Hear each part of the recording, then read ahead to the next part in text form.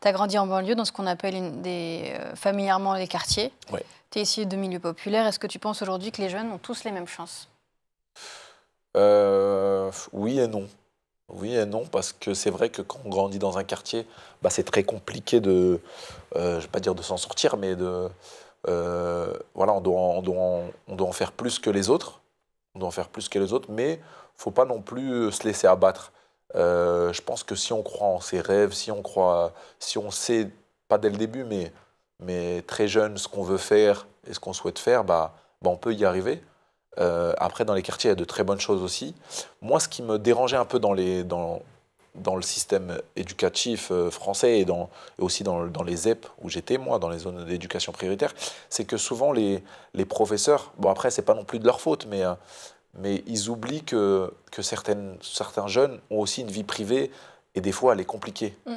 Il y a des enfants, souvent ils sont battus, ou à la maison, ils sont beaucoup, c'est très compliqué. Il y en a, financièrement, c'est pas ouf. Et les professeurs oubliaient ça et parlaient que de l'école ou des devoirs. Pas la même possibilité de faire leurs devoirs, par exemple. Voilà, c'est ça, exactement. Pas le même suivi après à la maison. C'est ça.